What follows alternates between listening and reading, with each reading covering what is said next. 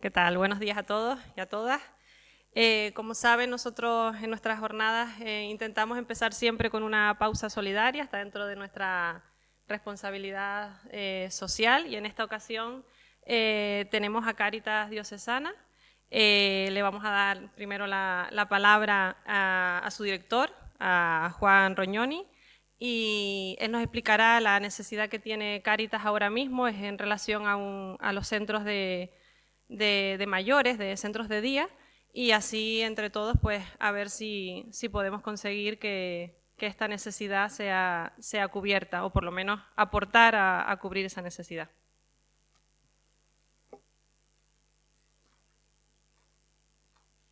Pues nada, buenos días y muchísimas gracias. Yo, en principio, será José Juan ahora quien les haga un poco una presentación de cuál es ese proyecto concreto, no por hablar en general de Cáritas, que ya ustedes conocen y estamos en multitud de tareas todos los días, pero sí tenemos una acción concreta que vamos a presentar. Entonces, queríamos agradecer lo primero este espacio, el poder estar aquí, el poder como Cáritas colaborar y ser también partners que puedan ser lo de las empresas en el cumplimiento de aquellas tareas de responsabilidad social que consideren que puedan ser adecuadas a los objetivos de sus empresas.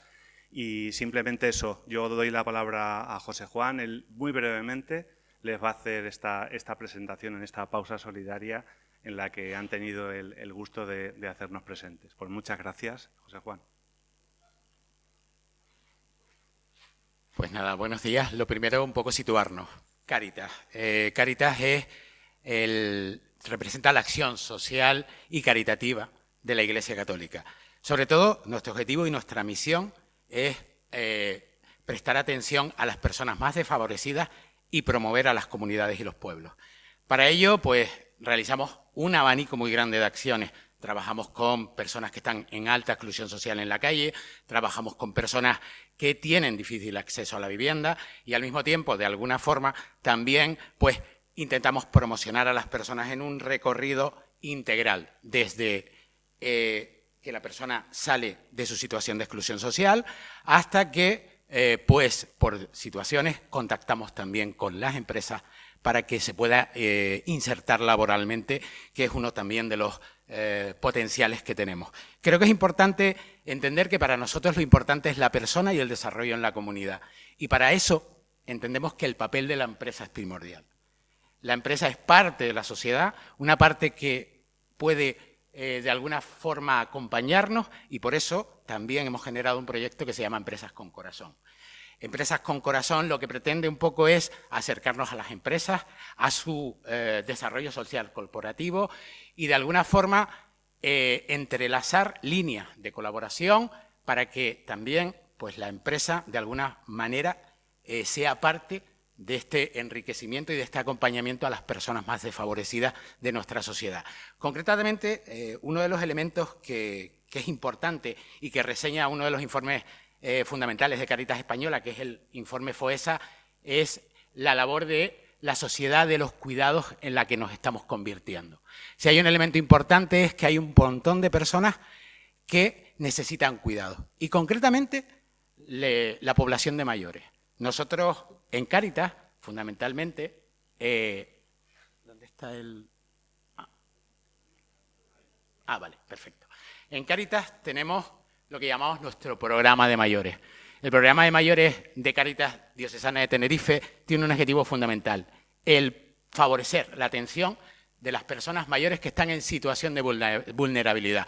Quiere decir que hay personas que por diferentes circunstancias vitales pues no tienen la posibilidad de acudir a un centro privado o no tienen la posibilidad de tener redes sociales, porque la vulnerabilidad social no se queda en no tener medios económicos, se queda en no tener personas con las que relacionarte.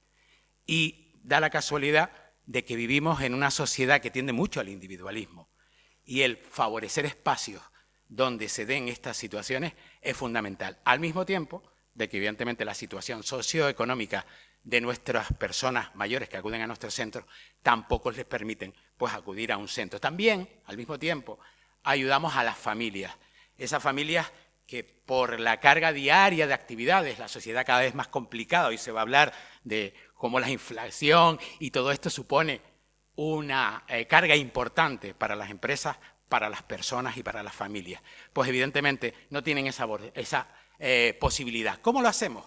Pues lo hacemos con dos acciones, bueno, con varias acciones. Acompañamos individualmente a las familias, pero para nosotros es fundamental lo que llamamos los SED, o los centros de estancias diurnas. ¿Qué es un centro de estancias diurnas? La persona acude allí por la mañana y desarrolla una serie de actividades donde se promociona a la persona. La persona al mismo tiempo trabaja actividades pues, para prevenir ese envejecimiento o esa pérdida de capacidades, habilidades, etcétera. Evidentemente, es fundamental también la relación entre los mayores y todas esas actividades que realizamos, lo realizamos en dos centros. Uno, en el de Las Nieves, que se encuentra en la zona de La Piterita, en Finca España, que tiene 35 plazas para mayores, y otro, el centro Hasidín, que se encuentra en Ofra, que da respuesta a 25 mayores de la zona. Claro, evidentemente si hay algo fundamental en todo esto es que las personas mayores, de alguna forma, necesitan un mobiliario adecuado a las circunstancias. Pues ¿por qué? Pues porque da la casualidad que el descanso es primordial a la hora de realizar actividades y demás. Por lo tanto, la ergonomía del mobiliario va a ser importante. ¿Qué pretendemos conseguir con el equipamiento que hoy presentamos y la necesidad que les vamos a trasladar? Pues lo primero, favorecer la independencia de las personas, reduciendo barreras. Si una persona descansa, tiene más posibilidades de mejorar y de relacionarse en su entorno. Además, promovemos la seguridad con un mobiliario adaptado, ergonómico, etcétera. Y por último, aumentamos la calidad de las personas pues, y de su vida, generando pues, mayor comodidad y confort. Vale, para ello, cada centro dispone de un sillón ergonómico diseñado para mayores. Este tipo de sillones, pues por uso y desgaste, se adquirieron en el inicio de los centros y evidentemente el tiempo y los años van pasando. Y claro, esto son unos sillones con unas características especiales que, como verán, pues van diseñados para promover la seguridad y sobre todo la comodidad y el descanso. Claro, nos estaríamos hablando de lo que hemos estudiado y visto y que nos recomiendan desde el cuidado de mayores este tipo de sillones. Este tipo de sillones pues tienen un coste determinado y evidentemente influyen en la propia economía del centro. Por lo tanto, la necesidad que les trasladamos es la renovación de los sillones ergonómicos de los mayores para su descanso. Sería 35 sillones con un coste aproximado de 12.950 euros más o menos y en Hasidín pues de 25 sillones. Vale. Evidentemente el trabajo y el que respondan a este aporte, pues evidentemente pues entra en mucho de las líneas de responsabilidad social corporativa de las empresas y evidentemente también al mismo tiempo tiene las desgravaciones fiscales, pues que tiene que colaborar con entidades sociales como Cáritas. También, si no quieren colaborar en estas líneas o ven otras líneas de colaboración, evidentemente les entramos a que nos conozcan. A lo largo de la jornada vamos a estar aquí, se pueden poner en contacto con nosotros y en esa misma línea también. Y quería también informarles que tenemos, o también lo pueden hacer con dos empresas de inserción que tenemos, que simplemente si prefieren contratarnos servicios, una es de elaboración de catering y productos ecológicos, que se llama Buscándome las habichuelas, y la otra es de diseño gráfico y edición de material digital. Evidentemente es una empresa social que al mismo tiempo tiene un carácter que lo que hacemos es realmente todo lo que invertimos en la empresa tiene una lógica, promocionar a personas. Si nosotros obtenemos beneficios, contratamos a más personas. A más beneficios, contratamos a más personas en situación de exclusión social. Por lo tanto, durante un tiempo van a normalizar su vida laboral y se podrán reinsertar o insertar en el mercado laboral. Por mi parte, más nada, y darles las gracias por prestarnos la atención y nada, muchas gracias.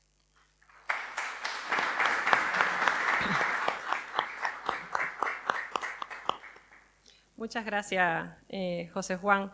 Hablabas de que buscaban empresas con corazón. Aquí todos los que nos acompañan son personas que o bien dirigen o trabajan, forman parte de organizaciones, de empresas, que para mí, y no cabe duda que las empresas por definición son con corazón, todo por la aportación que realizan cada una de ellas. Así que seguro que hemos llegado al corazón de cada uno y además haciendo como correa de transmisión en nuestras redes de contactos para llegar y conseguir el objetivo lo más pronto posible. Bueno.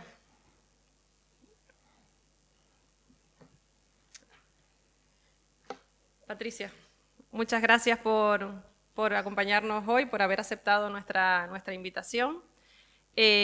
Patricia Daimiel ocupa la Dirección General de Nielsen IQ para el sur de Europa desde junio de 2020. Previamente y desde principios de 2018 ocupaba la dirección del área de innovación de la compañía para Europa, en la que comenzó su trayectoria hace ya 22 años. Licenciada en Empresariales y en Investigación y Técnicas de Mercado por la Universidad Autónoma de Madrid, está especialmente comprometida con la diversidad e inclusión.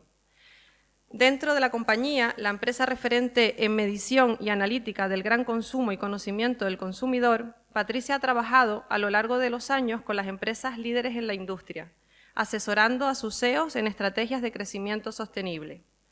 Patricia es además adalid del Servant Leadership, una filosofía de liderazgo orientada a generar un mejor entorno de trabajo, más inclusivo y favorable para que las personas desarrollen sus habilidades y crezcan personal y profesionalmente, favoreciendo lo que desea esta organización, donde la figura importante son los empleados, es decir, las personas. De ellos nace la responsabilidad, mientras que el directivo se coloca en la base de la estructura y hace de guía. Patricia.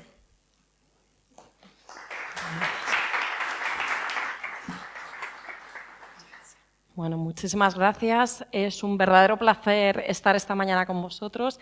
Gracias, lo primero de todo, a la COE de Tenerife por la invitación y de verdad, además, en este entorno tan maravilloso que tenéis. Mi propósito hoy es, como veis, hablar de la afectación de la inflación que llevamos viendo, absolutamente inusual en los últimos años, pero también contextualizarla. Hablaré de gran consumo y trataremos un poco de enclavarlo. Lo primero, si me permitís, solo tengo dos diapositivas que van a estar en inglés, esta es una de ellas, pero es para enclavaros sobre qué es Nielsen IQ, que algunos conoceréis como Nielsen y que en última instancia y desde marzo lo veréis con ese NIQ, con ese nuevo acrónimo.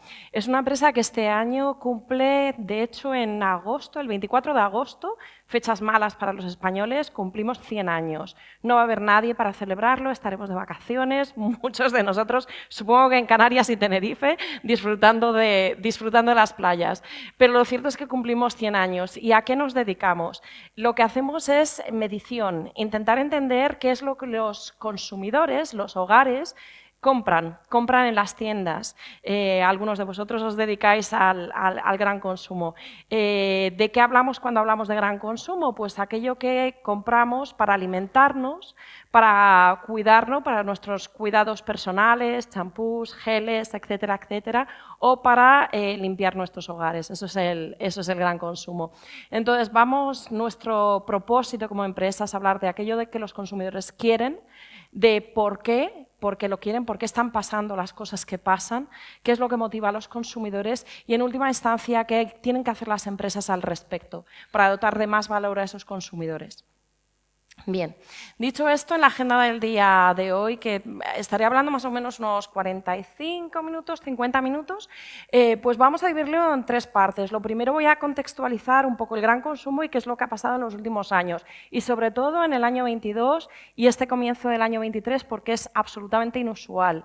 Luego hablaremos de los formatos comerciales y su progresión en el último par de años y, sobre todo, invertiré la mayor parte de la presentación en el tercer punto. ¿Cuáles son las respuestas del comprador y del consumidor a este entorno tan cambiante que tenemos?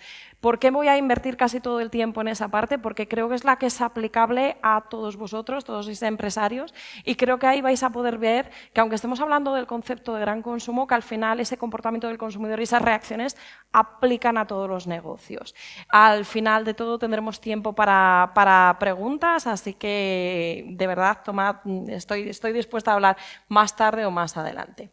Bueno, pues empiezo con el gran consumo, que era un mercado que para aquellos que lo conocéis en más detenimiento era un mercado incluso un poquito predecible, no voy a decir que aburrido, pero bastante consistente. Todos comemos, nos lavamos, limpiamos nuestra casa, o sea, no hay mucha variación en eso. ¿Cuál es la variación más importante cuando hablamos de gran consumo? La demografía.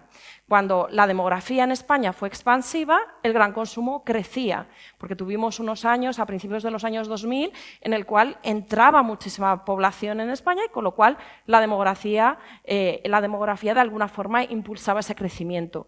Luego también entra el que aportemos valor al gran consumo. Cuanta más innovación hay, cuanto creación de nuevas categorías, de nuevas propuestas de producto, como puede ser, que lo hemos visto en el año 2020, los hidrogeles, que aquí francamente brillaban por su ausencia, pues de repente se crea una nueva categoría motivada en este caso por un tema muy peculiar, y eso hace crecer. Y luego los precios, variaciones de precios. Pero si me voy a contextualizar un poco y os voy a enseñar las cifras. Antes de eso, lo primero que tenemos que tener en cuenta es que en los últimos años, y de donde viene esta inflación, en los últimos años hemos vivido un entorno absolutamente cambiante. Esto arranca del año 2020, con esa pandemia que nadie veía venir, salvo Bill Gates, que parece ser que lo veía venir, pero poco más o menos nadie lo veía venir. Pero no solo eso ha pasado, también tenemos cambios, el cambio climático, que está dando cabida a eventos muy extremos.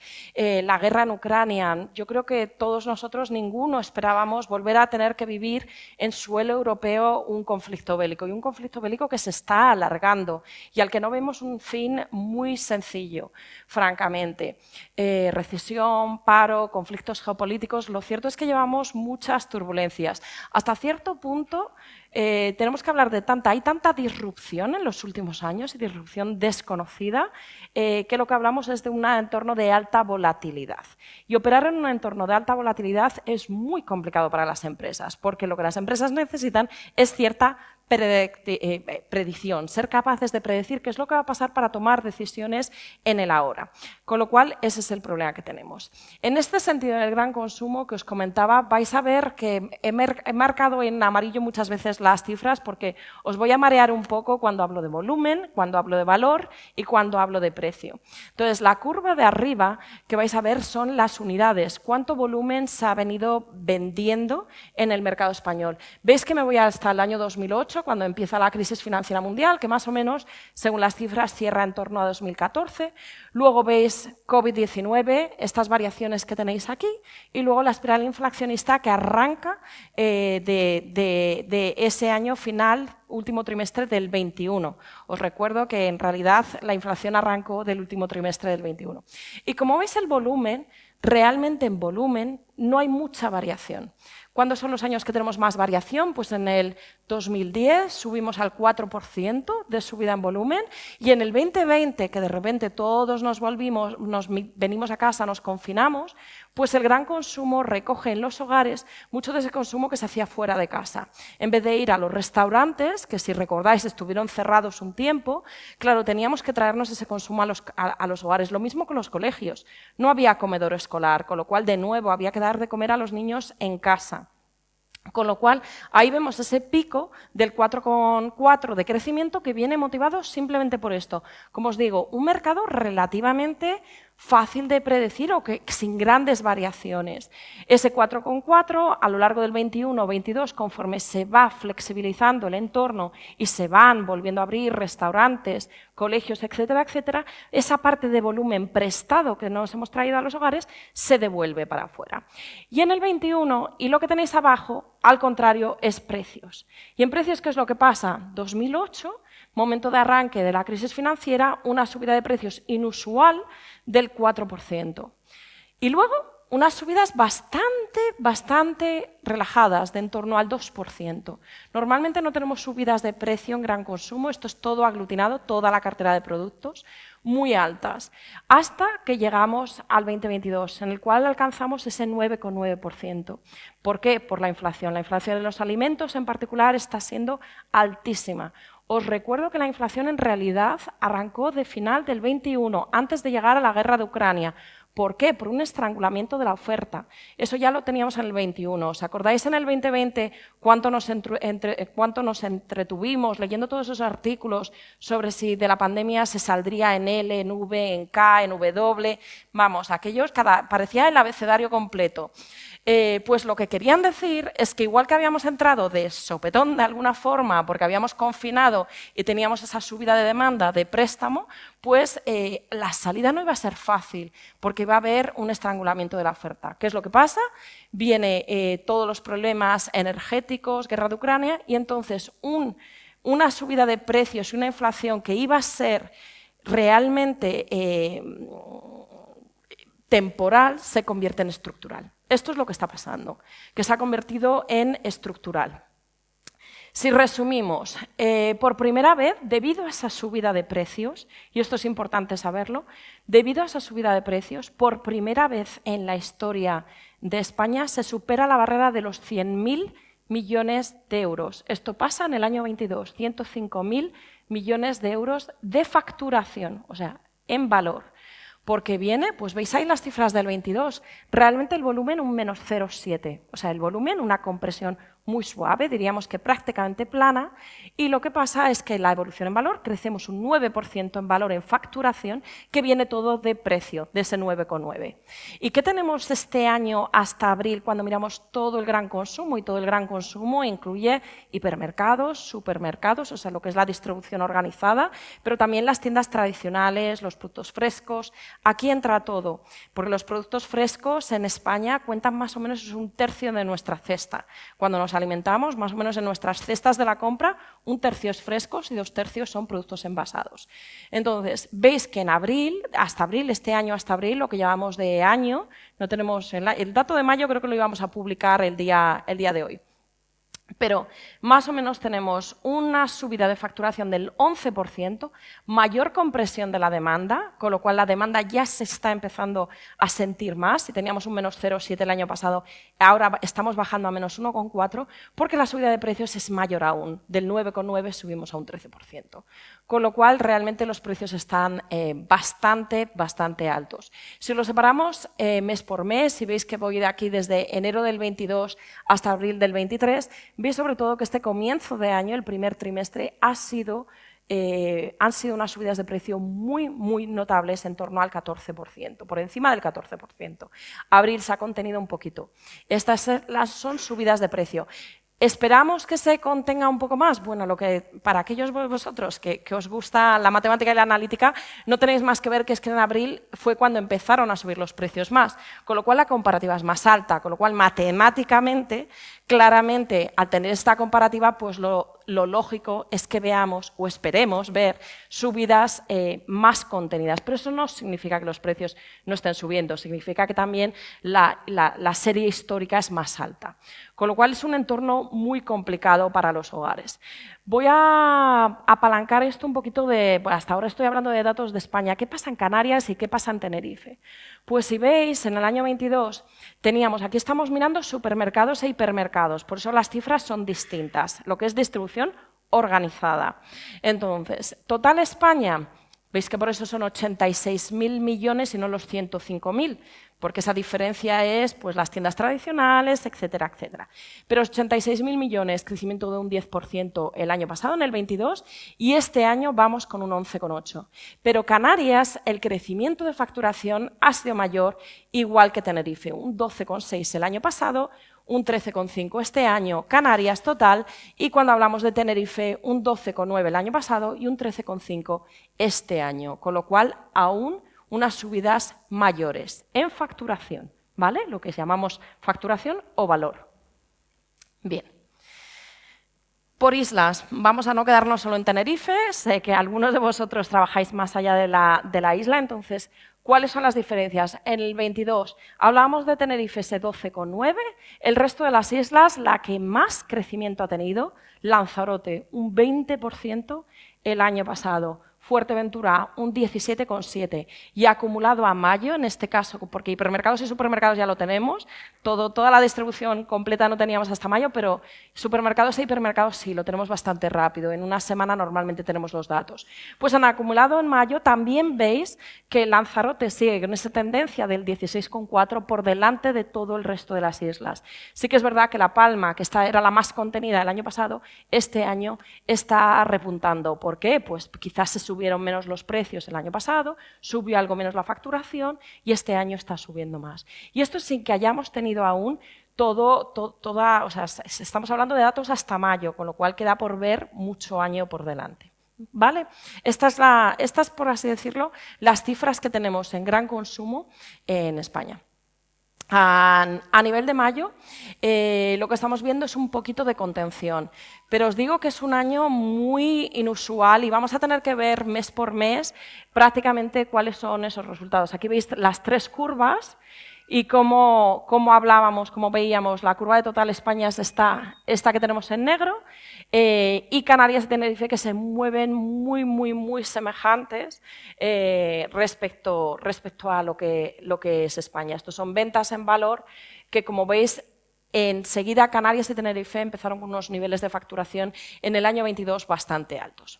Bueno, esto es el gran consumo. Ahora voy a pasar a enseñaros un poco lo que es, disculpad un segundo, a ver si avanzamos, los formatos. Ahora, formatos comerciales. Bien, os voy a enseñar la evolución en formatos comerciales que tenemos tanto en España como en Canarias, cuáles ha sido esa variación en primer lugar. ¿Qué vamos a ver cuando hablamos y abrimos por hipermercados, supermercados, estaciones de servicio? Este ESS son estaciones de servicio. Cash and Carry, el Cash and Carry es fundamental porque lo que anticipa de alguna forma es la tendencia en HoReCa, en los hoteles, restaurantes, etc. Entonces, el Cash and Carry es donde se aprovisionan los restaurantes y los hoteles, con lo cual normalmente es un indicativo de la fortaleza que están tomando esos restaurantes. Y luego el online. Lo que veis que son las barras naranjas es este año 2023, cómo va ese crecimiento. Y veis que en todos los casos, hipermercados, supermercados, estaciones de servicio especialmente, Cash and Carry un poquito menos, y en online hay un crecimiento fuerte y más y mayor que el que teníamos en el año 2022. Con lo cual, en línea con lo que habíamos visto hasta ahora.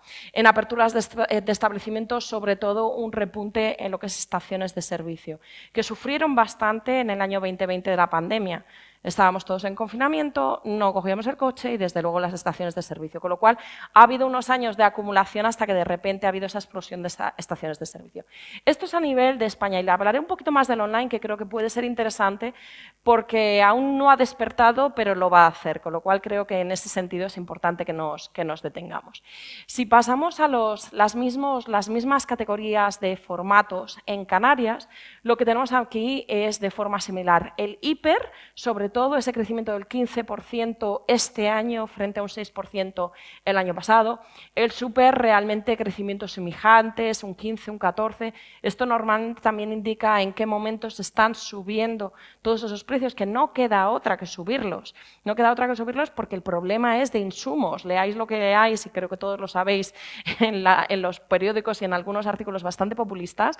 Al final lo que estamos haciendo es pasar el coste de los insumos al producto final. Estaciones de servicio, ahí están creciendo bastante, un 20% este año frente a un 11% el año pasado. Cash and Carry, hay una variación, ese 31% del año pasado es porque realmente hubo un ajuste de turismo bastante alto, con lo cual os digo que, como os comentaba antes, muchos hoteles, muchos restaurantes, el año pasado tuvimos un muy buen año, un año de recuperación de muchos de esos consumos que aún habían estado desde la pandemia en los hogares, con lo cual por eso tuvo esos subidas inusuales. En lo del online, yo os diría que en este caso no le prestéis demasiada atención porque realmente el año pasado tuvimos un impacto inusual debido a la sexta ola. En cuanto al nivel de establecimientos, apertura sobre todo en supermercados, que se han abierto 21 más en las islas. Bien, el online. Me voy a detener en el online porque creo que es importante entender qué es lo que está pasando.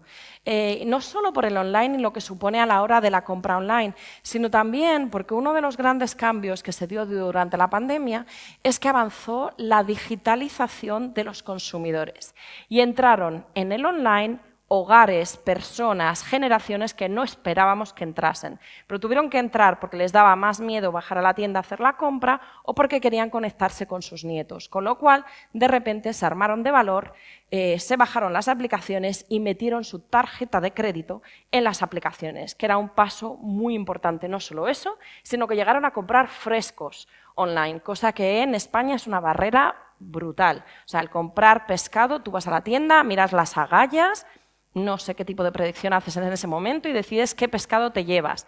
Pero realmente el fresco en España es fundamental. Entonces, ¿qué es lo que vemos? Aquí no, es una serie muy larga, ¿vale? Lo veis desde enero del 2020 y llegamos hasta ahora mismo el 23, este comienzo del 23. Y veis que aquí está el confinamiento. Entonces, arriba tenéis lo que es la serie, las facturaciones, el valor, o sea, precio y volumen, y abajo tenéis las líneas de volumen. Y lo que pasa es que pasamos de semanas duplican, o sea, llega el confinamiento y lo que pasa es que los volúmenes de venta online para gran consumo se duplican. Aceleramos el crecimiento del online, lo que se hubiese hecho en 6 años se hace en cuestión de 6 semanas, porque no queda otra. Aquellos de vosotros que estéis más familiarizados con cómo funciona la distribución y el gran consumo, poner en marcha la logística detrás de esto es extremadamente complicada. Alfredo, Corte Inglés, o sea, tú ibas al Corte Inglés y veías a las piqueters, a las señoras con las cestas haciendo virguerías para conseguir sacar adelante esta demanda, porque esto requiere una logística muy, muy fuerte y nada fácil de poner en marcha. Pero una vez entonces todos entramos, estamos en confinamiento y todos entramos en el online, queramos o no queramos. Entonces, ¿qué es lo que pasa? Que después de entrar en el online, queramos o no queramos, pues hay algunos hogares que efectivamente tienen una buena experiencia y siguen en ello, y hay otros que no. Entonces, si avanzamos 6 años, la forma de pensar en ello es, si avanzamos 6 años, luego retrocedimos 1 año y hemos avanzado en total 5 años. O sea, hay 1 año de crecimiento que lo hizo forzado y que realmente le gusta ir a la compra y devolvió. Pero sí que veis que los impactos de las distintas olas, la segunda ola, la tercera ola, la sexta ola, ya empezamos a no notar tanta diferencia, la huelga de transportes, ya no se nota tanta influencia. O sea, el online, después de esta brutal subida y este brutal empuje que tiene en este momento, está estabilizado. Y estabilizar esos 5 años de crecimiento tan rápidamente no es fácil. Muchas veces se oye, no, el online ya ha vuelto para atrás. No ha vuelto para atrás, se ha quedado, o sea, una vez que ha dado ese salto tremendo, se ha quedado ahí, lo cual ya es bastante. Y os voy a enseñar por qué. Porque se ha quedado ahí, porque es importante tenerlo en cuenta. Lo primero de todo es que tenéis que saber, y aquí me voy a detener un momento, sobre qué tipo de categorías se compran en online versus offline, dentro de gran consumo. Lo que tenéis en online es las barras azul oscuro y el offline son las barras azul claro. Y lo que veis es que perfumería y droguería el peso de esas categorías dentro del online es más alto que dentro del offline. Por eso siempre decimos que el e-commerce es un negocio que pivota sobre esas secciones de droguería y perfumería. No es que no se compren el resto, efectivamente, de alimentación seca, todo lo que son nuestras legumbres, arroces, etcétera, se compra una barbaridad, un 25% de esas cestas es alimentación seca, pero está por debajo de las cestas del offline, que como veis es un 28% de los productos que tienes en una cesta offline es alimentación seca. Por eso decimos, ¿qué es lo que se compra de más online? Pues sobre todo esa perfumería, higiene, droguería, limpieza. Están entrando otras categorías de productos. Estamos hablando de que están ganando secciones, o sea, están ganando terreno los platos preparados, la charcutería, etcétera, etcétera. O sea, que van a ir ganando ganando más adeptos. Pero ahora mismo esas son las secciones que más potencia tienen. Este mapa, que espero que lo veáis más o menos bien, porque la parte de gris clarito se ve de aquella manera, veis que España tiene un 2,8% de cuota. De alguna forma tenéis por delante de todos la cuota de los países como Francia e Inglaterra, que van muy por encima del resto de los países en cuanto a compra online, con cifras por encima del 11%, y el resto de los países están entre el 2 y el 3, más o menos. Y España, dentro de ese entre 2 y 3, pues está más cerca del 3 que del 2. Está en un 2,8 y sigue creciendo. Es verdad que en el último año, en el 23, o sea, lo que llevamos hasta marzo del 23, los que más han estado creciendo llamativamente es Portugal, que realmente la cuota de online en Portugal es muy pequeñita, pues está creciendo un 10%. Finlandia, Francia, creciendo un 9 y un 8, y España está creciendo menos, está creciendo un 2%. Es poco crecimiento en general, pero sigue creciendo. Por eso es importante, lo que os digo, no es que el online no esté creciendo, no sea importante, sino que pegó un acelerón y en ese acelerón ahora está teniendo unos crecimientos más o menos normales. ¿Por qué? Porque nos vamos a guiar aquí con distintos KPIs, os voy a indicar. Lo primero de todo es la penetración, es decir, cuántos hogares compran en algún momento online. Y lo que veis es que Francia e Inglaterra, y aquí lo importante es distinguir qué está pasando con Francia e Inglaterra versus a qué está pasando en España. Porque lo que está pasando en Francia e Inglaterra en algún momento llegará a España. O sea, esto no hay duda. La gran pregunta es cuándo va a pasar, pero que va a llegar porque tenemos un tipo de consumidor que otras categorías de productos ya las compra online, se compran sus viajes online, hacen un montón, o sea, Zara se está poniendo las botas online, o sea, el online va a llegar, la pregunta es cuándo, con lo cual es importante tener en cuenta como referencias los países que van por delante para saber que conforme más nos acerquemos, pues eso significa que nosotros llegaremos. Vemos que la penetración, que son el número de hogares o el porcentaje de hogares que llegan a comprar online, pues están por encima del 50% en Inglaterra y en Francia. España en torno a un 30%. Es una barbaridad cuando ves que esa cuota es del 2,8%. Es decir, un 30% de todos los hogares de España en algún momento compran online gran consumo. ¿Vale? El tema es lo que tenemos es un tema de frecuencia. Aquí vemos cuánto nos gastamos, que no está mal, o sea, una cesta vale no tanto como Inglaterra o Francia. La cantidad de gasto que hacemos es importante para entender qué tipo de cestas compramos. Si hacemos cestas muy grandes en las cuales cargamos hasta arriba o hacemos día a día. Y lo cierto es que viendo esta magnitud, lo que sabemos es que son cestas relativamente grandes. Y desde luego mucho más grandes que Italia o que otros países de nuestro entorno, aunque no lleguemos a Francia e Inglaterra. Lo importante es la frecuencia, es decir, compramos, pero esa frecuencia de compra, cuántas veces los hogares compran, son pocas, son 7 al año. Es decir, yo de vez en cuando me acuerdo que quiero comprar algo online. Por eso el online aún no ha despegado, por eso la cuota es pequeña. Pero hay muchos hogares probando, comprando de vez en cuando, va a haber un efecto contagio y es algo que tenéis que tener en cuenta. Bien, esto a nivel de formatos. Vamos a entrar en el consumidor. ¿Qué es lo que pasa con el consumidor ante esta inflación, ante todos los cambios que hemos tenido y este tema del formato, que creo que era importante entender cómo esa digitalización y ese empuje realmente han impactado al online?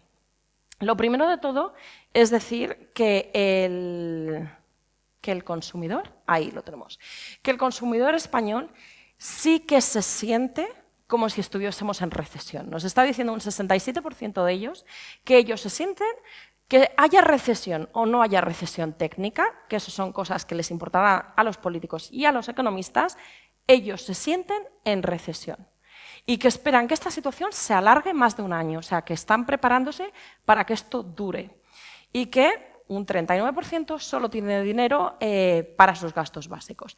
Esto es cómo se siente el consumidor y en función de cómo se siente, pues van a actuar.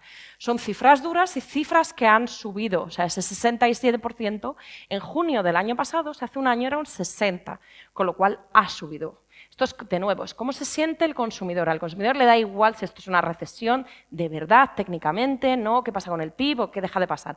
Él cómo se siente es que aquí hay crisis y algo está pasando y está preocupado.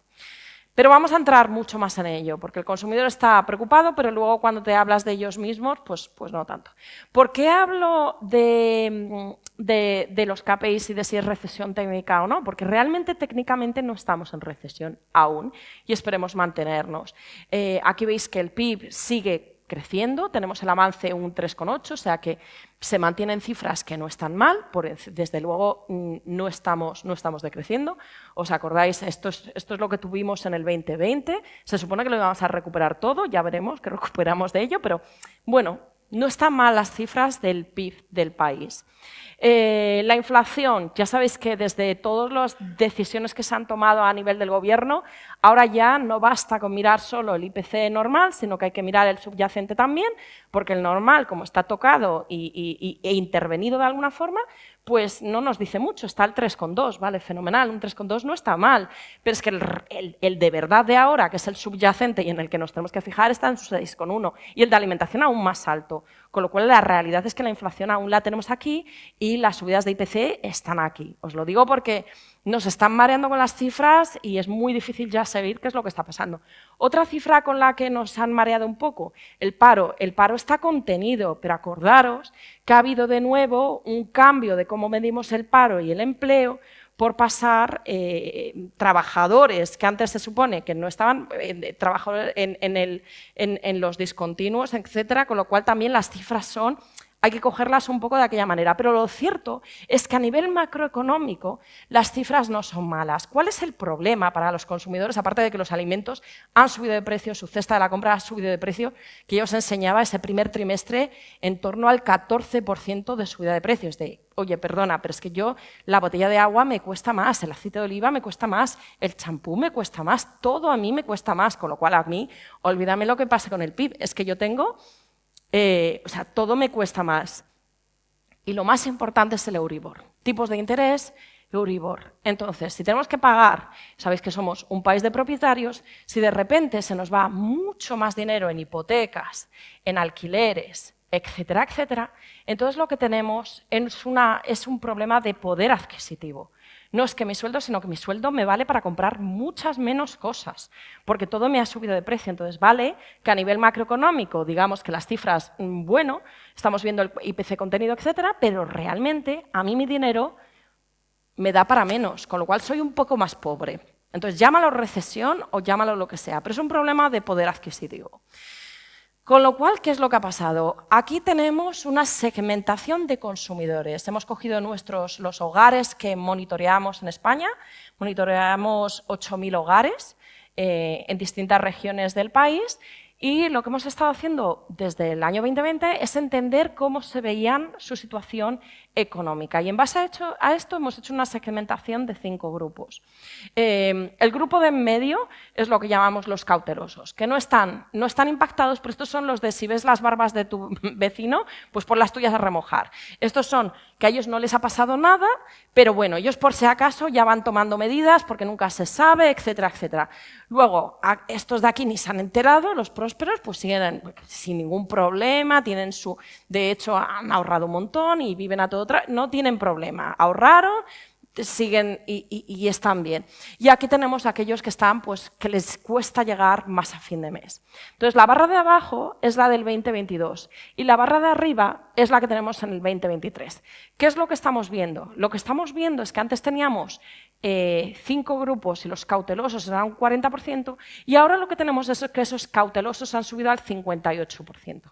Es verdad que a nivel macroeconómico el PIB está aguantando, algunas de las medidas del gobierno están aguantando y por eso no vemos esta parte crecer, de hecho baja del 17 al 15, del 23 al 9, este también se reduce del 8 al 4, pero lo importante de notar es el 58%. Esto es fundamental en todos vuestros negocios. Tenéis que entender que la mayor parte de vuestros consumidores son consumidores cautelosos, que están reaccionando a la situación que se vive más o menos alrededor. Están conteniendo el gasto, están siendo precavidos en qué decisiones toman, en cómo lo hacen, están ahorrando por si acaso, están tomando decisiones no porque se vean, no porque hayan perdido su empleo como ha pasado en crisis anteriores, sino por si acaso. Y porque tienen que pagar más de hipoteca, claro que sí. Y tienen que pagar más por su comida, etcétera, etcétera. Tienen menos poder adquisitivo. Pero ante todo lo que está pasando aquí es que hay un entorno de cautela importante. Entonces, ¿qué es lo que pasa ante esta cautela? Vais a ver determinados movimientos. En junio, de nuevo, os enseño las preocupaciones de los hogares el año pasado, junio del 22, frente al 23. ¿Qué es lo que nos decían el año pasado y qué es lo que nos dicen este año? En junio del 22 era la barrita más clara y lo que más les preocupaba cuando hablábamos de gasto eran los costes de suministro. Ahora ya no les preocupan tanto los costes de suministro, más o menos lo han interiorizado, se han ajustado, se ha relajado la situación y lo que más les preocupa son los precios de alimentación. Esto es fundamental para aquellos que trabajáis en gran consumo o en productos. Esto es lo que más les cuesta porque es su día a día. Entonces es lo que más les preocupa. El COVID aquí lo veis, el año pasado aún teníamos un 28%, ahora un 7%, o sea, lo del COVID ya más o menos ha desaparecido, ¿vale? Con lo cual esto está superado. Y cuando les preguntamos a los consumidores qué intención de gastos tienen para los próximos 12 meses, esto lo preguntamos en diciembre del año pasado, aquí empezáis a ver todo el rank, que al final te dicen, bueno, es que yo, aunque suban los alimentos, voy a tener que seguir dando de comer a mi familia. O sea, elegiré, en vez de pescado fresco, me pasaré al congelado, o en vez de ternera, me paso al pollo, o al cerdo, o a las salchichas, o ya me voy a los huevos. Por eso, de repente, hay una explosión de venta de huevos, aunque los costes de los huevos hayan subido un montón, pero realmente se está vendiendo un montón, porque es la proteína más barata o más económica. Voy a seguir dando de comer a mi familia, voy a tener que seguir pagando la luz, el gas, las hipotecas, los costes de transporte. Todo eso lo veis que son la parte de arriba de esa curva en verde de voy a tener que seguir gastándome más dinero en estas cosas porque no puedo dejar de hacerlas. Hacia abajo, que os puede atañir, pues tenemos el tema de las vacaciones. Bueno, las vacaciones primero reduzco en lo que más en las internacionales. Bueno, voy a esperarme. En las otras, en las domésticas, menos. Y luego ya otro tipo de reformas, decoración. Bueno, ya hemos comprado suficiente y hemos hecho suficiente reforma en el 2020. Ahora ya, si tengo que comprar una lavadora, pues voy a aguantar hasta el año, o sea, hasta que no se me rompan las cosas, voy a aguantar. Voy a intentar aguantar esos gastos que puedo esperar un año más.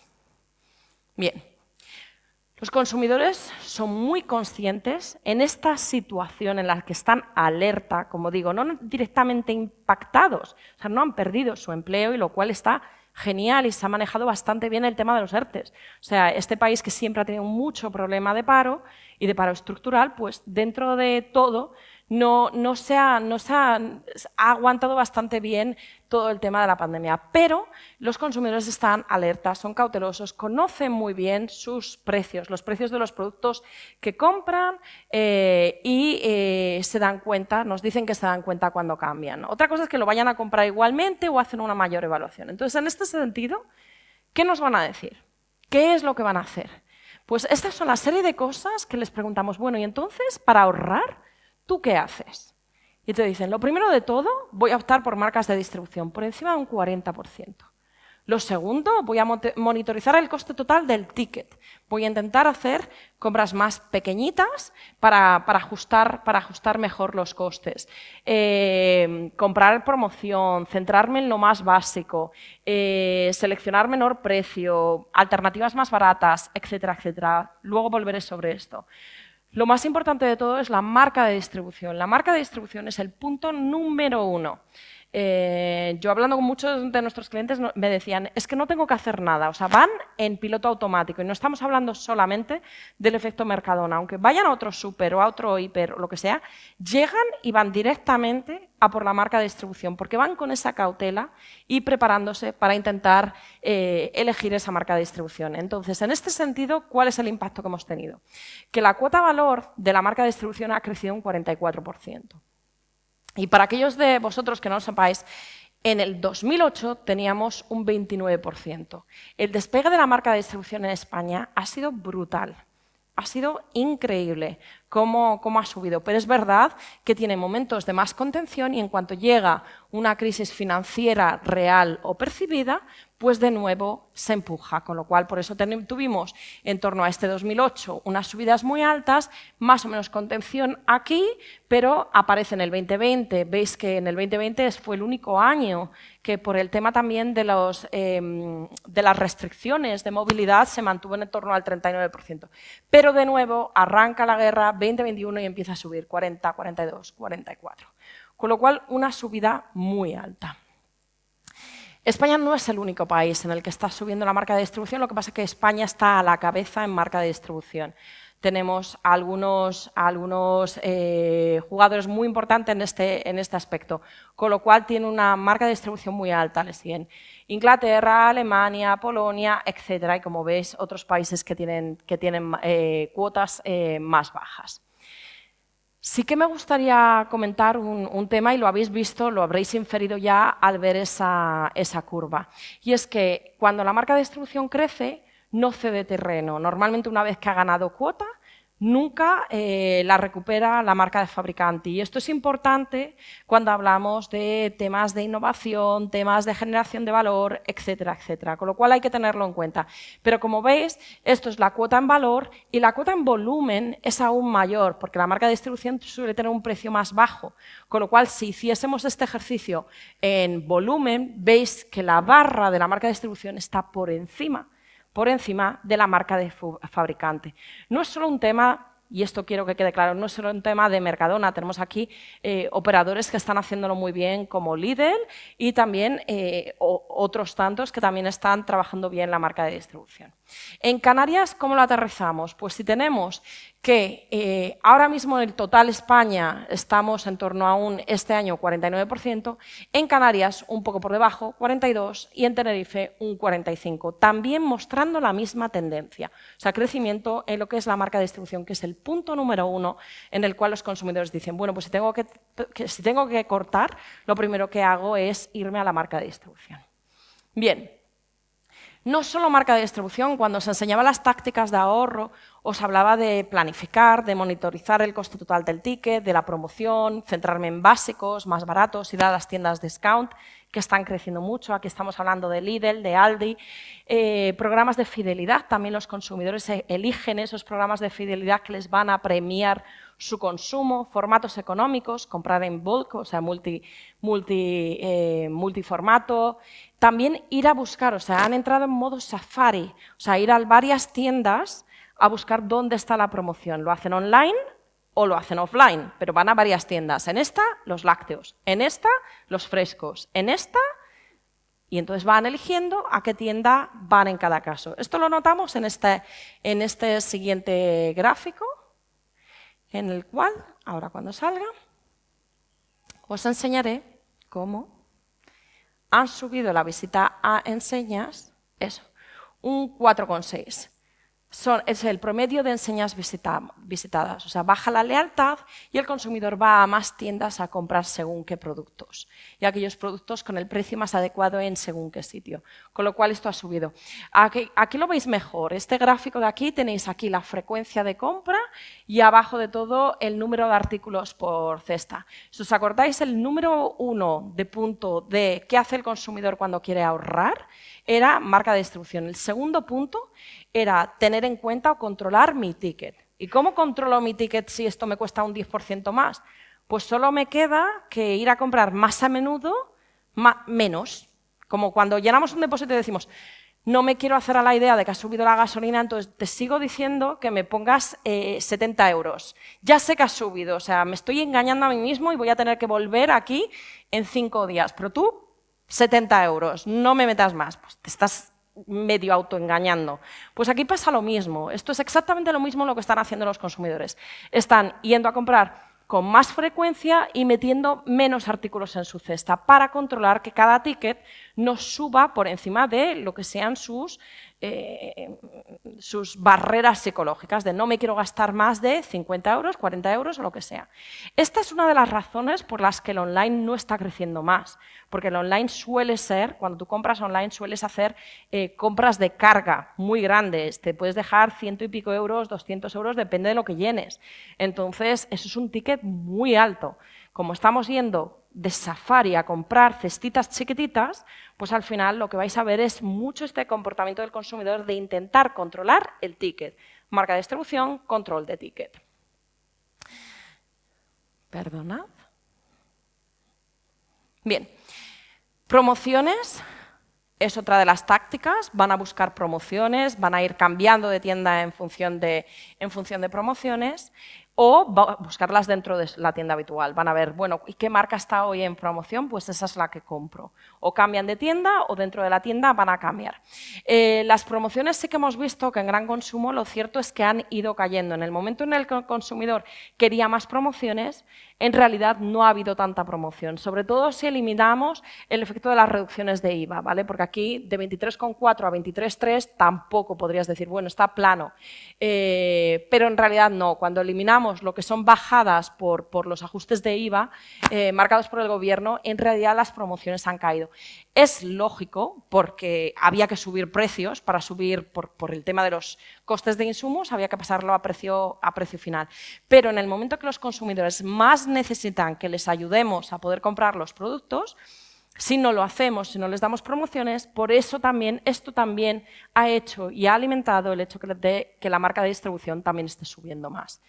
Las dos han subido, no es que la marca de distribución, y no quiero engañaros aquí, no es que la marca de distribución no ha subido los precios, evidentemente los ha subido, y los ha subido más que la marca de fabricante, porque sus márgenes son muy pequeños, entonces tenían que subir y subir más. Pero aún así, los consumidores nos están diciendo que en algún momento les gustaría que les ayudásemos a seguir comprando sus marcas preferidas. Bien, he hablado mucho de precios, he hablado mucho de... Pero en esta situación tan complicada, ¿qué podemos hacer? Me gustaría recalcar una cosa, y ya para ir acabando y decir que es cierto que hay mucho foco en la inflación, hay mucho enfoque en los precios, pero os tenéis que acordar o tenéis que tener en cuenta un factor fundamental, y es que esta crisis o esta situación no es la del 2008, ni a nivel macroeconómico ni a nivel de consumidor, porque el consumidor viene de una pandemia. Entonces, a lo que más importancia le dan es a la salud mental. Aparte de su seguridad financiera y laboral, veis ahí qué importancia se le da a su salud mental, no solo la física, sino también la mental, a las relaciones y al apoyo emocional.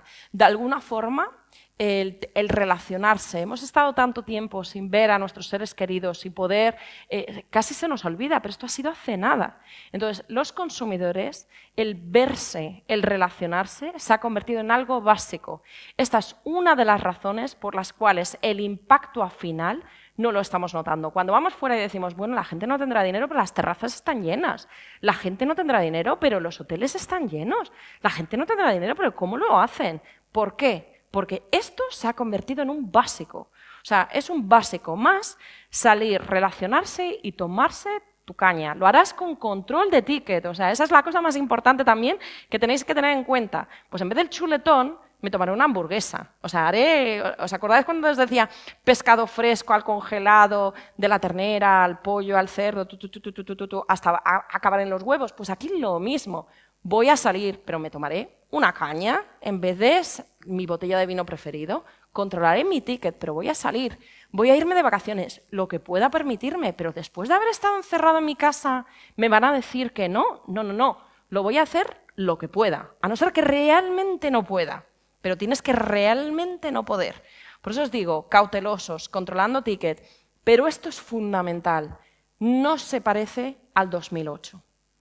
Venimos de una pandemia. Los consumidores han aprendido esto. ¿Cuánto tiempo tardará en desaprenderlo? Ya veremos. Pero de momento, esta es la razón por la que estamos viendo este comportamiento de pero si dicen que van a hacer esto y luego van de vacaciones, pero si dicen por eso, porque están su salud mental, sus relaciones, su apoyo, esto es increíblemente importante y se ha convertido en un básico.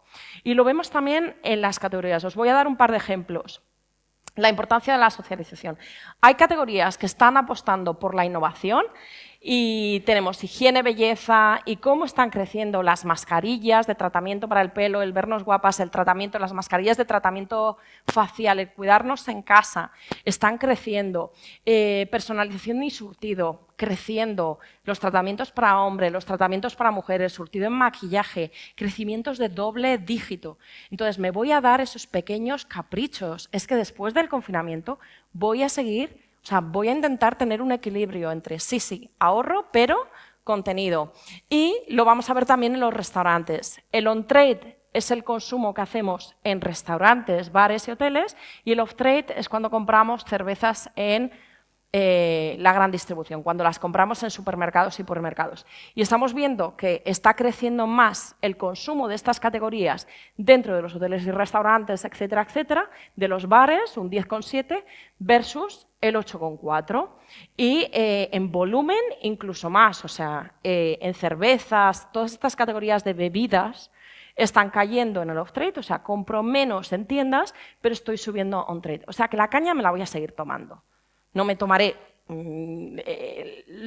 pero sí, y mi IPA también lo voy a hacer. Bien, un par de puntos y ya cierro, es, además de deciros el tema de la salud mental y física, que sepáis que no todos los consumidores lo quieren, pero hay que ayudarles, porque no todos son capaces de llegar. Esa segmentación de consumo que os decía antes, pues hay consumidores que no son capaces de llegar a todo, con lo cual van a tener problema para poder pagarse sus productos saludables, especialmente cuando algunos de ellos están subiendo más de precio. Y por último, la otra gran tendencia cuando estamos hablando, perdonad, es la innovación. La innovación ha sufrido un montón en toda Europa. Se nos ha olvidado. Como estamos yendo a la marca de distribución, las promociones, etcétera, hemos parado de innovar. Ha caído, las innovaciones en España, en gran consumo, han caído un 43%. Es una barbaridad. Hay una destrucción de valor brutal. Y los consumidores quieren que les emocionemos. Y hemos visto que cuando lo hacemos con estas categorías de cuidado personal, de tratamientos, etcétera, los consumidores están dispuestos a probar cosas nuevas. Con lo cual, seguir pensando en innovación, no volvernos locos, tener pocas, elegir por qué apuesto, pero la innovación es una fuente de valor para cualquier industria. Y por último, la sostenibilidad. Hay dos tendencias increíblemente importantes, os digo, el online va a llegar, la pregunta es cuándo, y la otra es la sostenibilidad. La sostenibilidad va a llegar, la pregunta es cuándo, pero a los consumidores les importa y les importa mucho.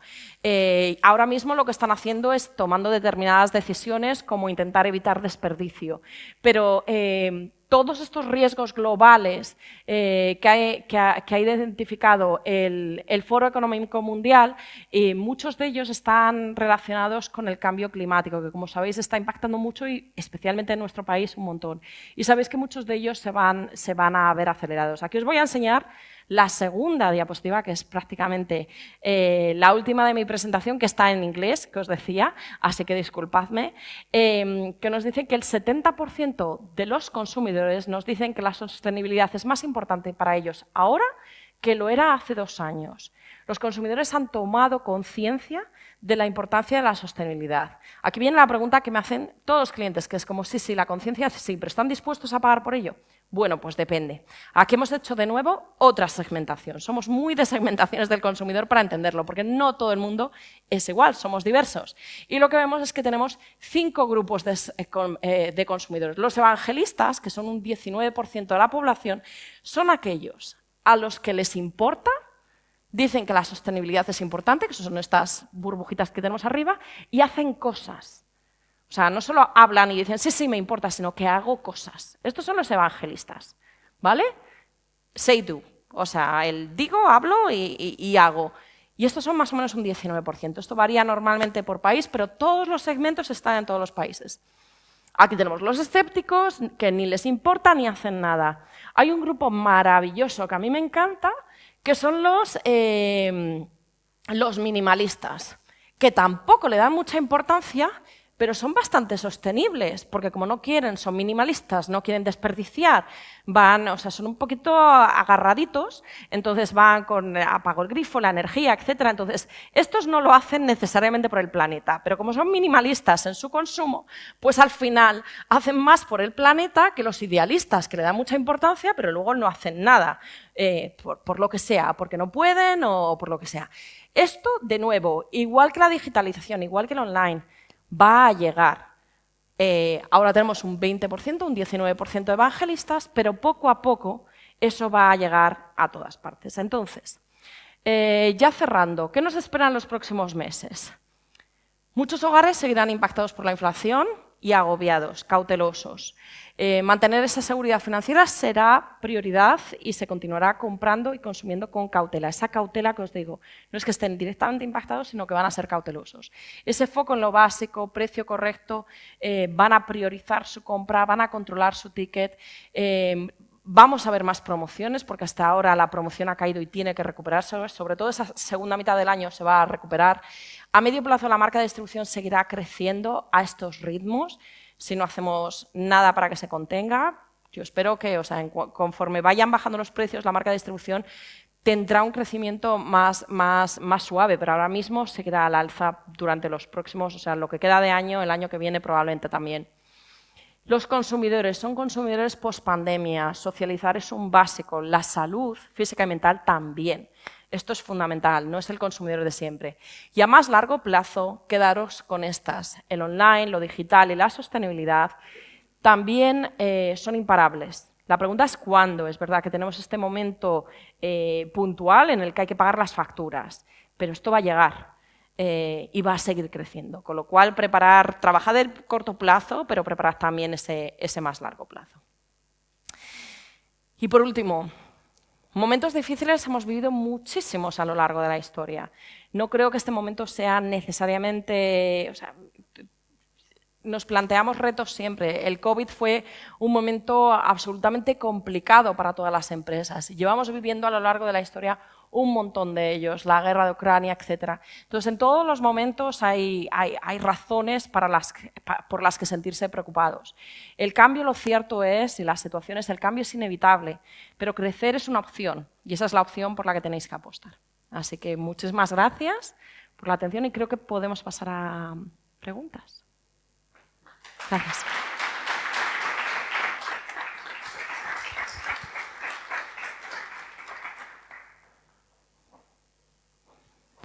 ¿Tenéis preguntas? ¿Alguno? Sí, buenos días.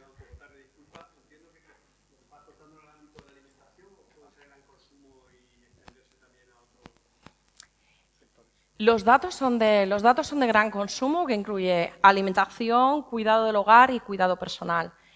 Pero es cierto que algunos de los patrones y las tendencias es aplicable a otras categorías de productos también. Gracias. Nada, gracias a ti.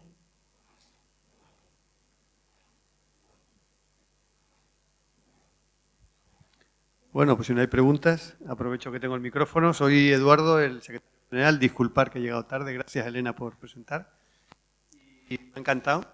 La empresa en la que trabajaba antes, Cervecera de Canarias, los Nielsen eran como vamos, la Biblia, ¿no? Cuando llegaban trimestralmente y mensualmente la gente ya decía, a ver si cobro bonus, si no cobro. Ya, es el efecto que tenemos.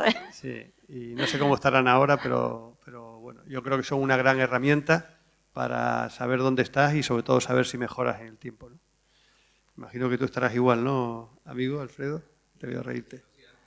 Bueno, pues Patricia, Juan Roñón y Juan Rivero, disculpar que no pude llegar antes y espero que hayáis conseguido vender el tema y consigáis muchos sillones, ¿eh? Pues muchas gracias y buen trabajo. Y gracias a vosotros por venir. Gracias a vosotros. Muchas gracias por la invitación.